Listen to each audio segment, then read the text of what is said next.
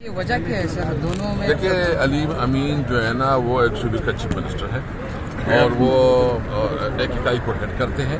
اس کی الگ رسپانسبلٹی اور ہماری الگ ہے. ہمیں پولیٹیکل پارٹی اور پارلیمنٹ میں یہ جو ہمارے ساتھ ظلم ہو گیا ہے، جتنا ہمارے ساتھ جو سیٹیں چھینی گئی ہیں، جس طرح ہمارے خلاف بلیک میلنگ اور جبر اور ریاست تشدد ہوا ہے، اس کے خلاف تو ہم بھرپور طریقے سے جو ہے نا اپنی آواز بھی اٹھائیں گے اور اس کے خلاف باقاعدہ مزاحمت کریں گے، اور مزاحمت کو ہم آرگنائز کر رہے ہیں. سر یہ خان صاحب کی پالیسی، ان کی انسٹرکشن کے اوپر اس طرح پالیسی اپنائی جو جا رہی کچھ ہو رہا ہے ہم سارے مشاورت سے کرتے ہیں. سر آپ کہہ رہے ہیں مزاحمت کریں گے اور ایک بھرپور انداز سے کریں گے. کیا مزاحمت کا واقعہ جو ہونا ہے وہ 9 مئی کی طرح کا تو نہیں ہونا؟ دیکھیں، سب سے پہلے میں ایک بات بالکل کلیئر کروں، ہماری جدوجہد پرامن ہوگی، قانون اور آئین کے اندر ہوگی، اور اس میں ہم تمام ان پارٹیوں کو اکٹھا کرنے کی کوشش کر رہے ہیں جن کی الیکشن کے اوپر جو ہے نا تحفظات ہیں. اور ہم جو ہے نا اپنی لائر کمیونٹی کو، ہم سول سوسائٹی کو، ہم اسٹوڈنٹ کو، ہم کسانوں کو، سب کو جو ہے نا انشاءاللہ ساتھ لے کے چلیں گے تاکہ ملک میں آئین اور قانون کی حکمرانی ہو. اچھا یہ بتا دیں، کہا جا رہا ہے عید کے بعد لانگ مارچ ہو سکتا ہے، تو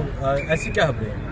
اس پہ ہم مشاورت کر رہے ہیں لیکن ابھی تک کوئی ڈیسیجن نہیں. سر آپ نہیں سمجھتے کہ سیاستدانوں کی وجہ سے جو طاقتور ہے وہ مزید طاقتور ہوا ہے آج تک؟ دیکھیں، ہماری تو جدوجہد ہے، اور جدوجہد ہمارا یہ ہے کہ ہم پرامن اور مطلب عدم تشدد کی پالیسی کی سامنے رکھتے ہوئے ہم اپنی جدوجہد کریں، اور انشاءاللہ تعالی ہم پرامن جدوجہد کریں گے. یہ ہمارا قانونی آئینی حق ہے، اور اس ملک میں قانون کی حکمرانی قائم کریں گے، رول آف لا ہوگا اور آئین کی بالادستی ہوگی.